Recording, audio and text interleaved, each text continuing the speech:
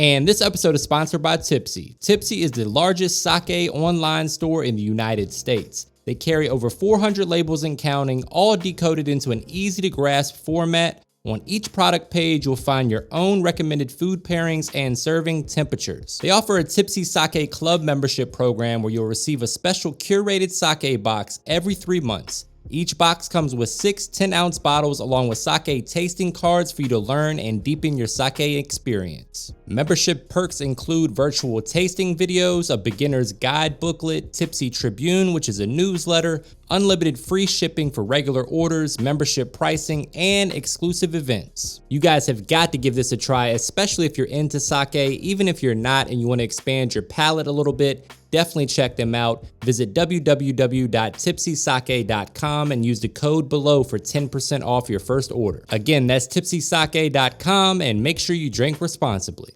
What's up, guys? Welcome back. Memorial Day is right around the corner, and that means it's cookout season, but no cookout is complete without delicious deviled eggs. And today I'm gonna show you deviled eggs, not one, but 2 different ways. We've got the Jalapeno Bacon Jam, and we've got jumbo lump crab meat. But before we do that, please take a quick second to subscribe to the channel. Make sure you hit that bell to enable notifications as well.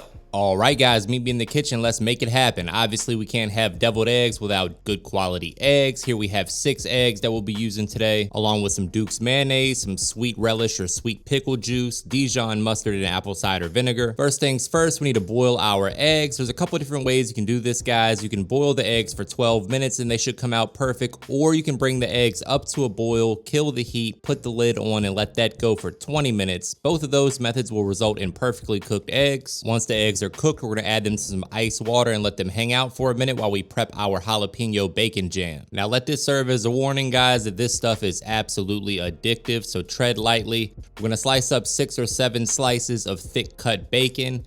Use whatever bacon you enjoy. For this recipe, I like to use something like an applewood smoked. I've used maple in the past and that's been good as well. Once the bacon is sliced up, you can set that aside, and then we're moving on to the jalapenos. For this recipe, I like to use 3 or 4 jalapenos with the seeds removed. Depending on how spicy you want this to be, you can add more or less. Quick reminder, guys, that all the specific measurements and ingredients for this recipe can be found in the description box below, so don't forget to check that out.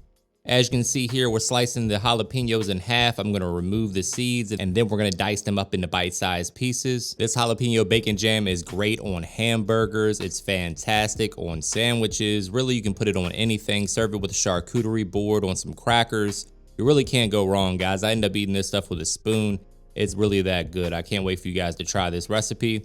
There we go. We got the jalapenos diced up, and then there is our onion, 1 onion in total. In a cold skillet, we're gonna add our bacon. We want this to start cooking real low and slow. That way the fat has time to render from the bacon. That's gonna help add flavor to the onions and everything else that we're gonna add here in just a moment. So start off with a cold skillet. We're gonna increase the heat to medium.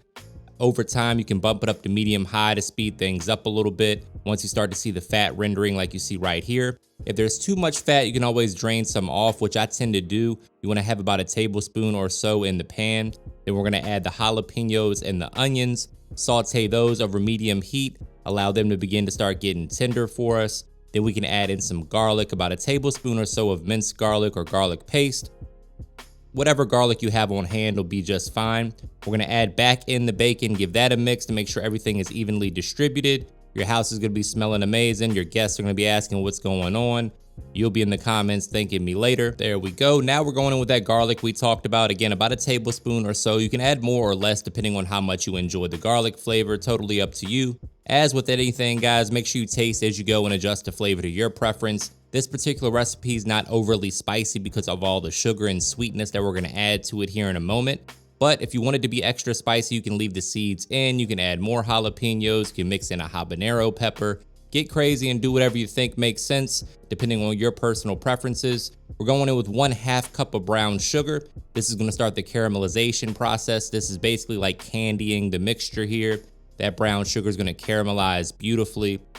There we go. Once it starts to cook down, you can tell that it's almost like a syrup-like consistency. We need to add some liquid to the party to kind of deglaze the skillet. And what better liquid to use than a little bit of bourbon? You guys know me. I'm gonna take a sip. You gotta taste as you go, right? Cheers, my friends. Using Basil Hayden bourbon, but use whatever you have on hand. You can leave the bourbon out completely if you want to. We're also going in with a couple tablespoons of maple syrup and apple cider vinegar. Another quick reminder, guys, that all the specific measurements and ingredients for this recipe can be found in the description box below, so don't forget to check that out. Now we just want to simmer this for a couple minutes to allow all that liquid to reduce and evaporate, leaving behind the most delicious mixture you've probably ever tasted in your life. I'll take full responsibility for that. Take a look at what we got right here, my friends. Now that we got that delicious jalapeno bacon jam out of the way, we're gonna remove that from the heat and allow it to cool and get to work on our eggs. Use whatever method works best for you. I like to crack mine and roll them a little bit to help that shell come off. There's always at least one egg that doesn't want to cooperate with you, so I always make 1 or 2 extra because 1, I like to use the extra yolks for my filling, and 2, I just know that one of them is going to end up being the ugly duckling. So just prepare for the worst case scenario. So there we go. Rinse your eggs off under cold water. Make sure there's no shell left. Here are the 2 ugly ones that we got that didn't want to cooperate with us. Thanks a lot, guys. We're gonna go ahead and cut them in half and use the yolks. We're gonna add the yolks to the mixing bowl that we're gonna add all of our yolks to and kind of make our deviled egg mixture.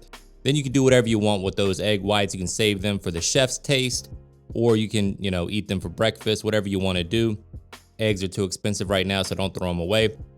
We're gonna go ahead and add all those egg yolks to the mixing bowl. Then we're going in with our mayonnaise, our Dijon mustard, all that good stuff. Set your egg whites to the side because we'll be using them later for obvious reasons.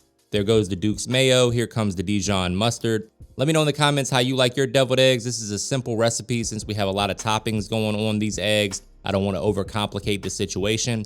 I'm also not adding any relish, just the pickle juice, because I want to be able to pipe these into the egg whites, and I don't want anything to get in the way of that. So we're gonna mix all this together with a spatula, and then we're gonna break out a whisk to make sure it's nice and smooth, smoother than a 3-day weekend. You really wanna be kind of aggressive here, guys. That way you get a real smooth consistency. That's gonna make for the best looking deviled eggs. Now we're going in with the juice from some sweet relish. You could also use sweet pickles for this. Whatever you have on hand to work. A pinch of sugar wouldn't hurt here either to balance the acidity. Of course, we gotta season it up. I'm going in with my all-purpose seasoning, or just use a little salt and pepper. And then we're bringing some Old Bay to the party. I live in Chesapeake, that's how we get down. If you wanna do paprika, then do your thing. But trust me when I tell you that Old Bay brings a little extra flavor to the situation. Give it a try if you've never tried it before. Plus we're adding some crab to one of these deviled eggs, so those flavors just play really nicely together. And there we have it, my friends. That is my deviled egg mixture right there. Nice and simple. Again, since we're using toppings, we don't want to get too complicated. You can use a Ziploc bag or one of these piping bags that you see right here. And now it's time to have some fun, my friends. I'm going down first with a little bit of this lump crab meat right into the egg white, and then I'm gonna pipe in that delicious deviled egg filling. Don't be shy with this stuff, guys. You wanna pipe it in there nice and evenly, and make sure it has a little bit of height. There we go. After a little struggle, we're flowing nicely now. And then we're gonna add a little bit more crab meat to the top of this with whatever garnish you prefer. You can use like a green onion garnish. Today I use dill because it's pretty and the flavors go well with seafood, so use whatever you like. There we go. We got some lump crab meat, a little dill, and of course we're gonna top that with some Old Bay. And that is gonna be our Chesapeake style deviled egg, or a crab and Old Bay deviled egg, whatever you wanna call it. And then the other one, my friends, is getting topped with that delicious jalapeno bacon jam, a little diced chive garnish. Now it's time to plate this up. Brace yourself for a trademark money shot. Say it with me, guys. Looking good. All right, guys, time for the moment of truth. I've been waiting long enough. I'm going in for the jalapeno bacon jam deviled egg first.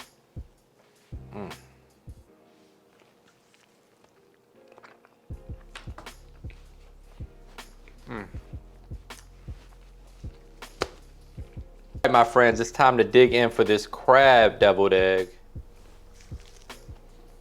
Both of those were absolutely delicious. I don't know which one I like better, so I'm gonna combine the two, because why the hell not? Let me know what you think in the comments. Give your boy a thumbs up, hit that subscribe button and the bell to enable notifications, and as always, thank you for your support.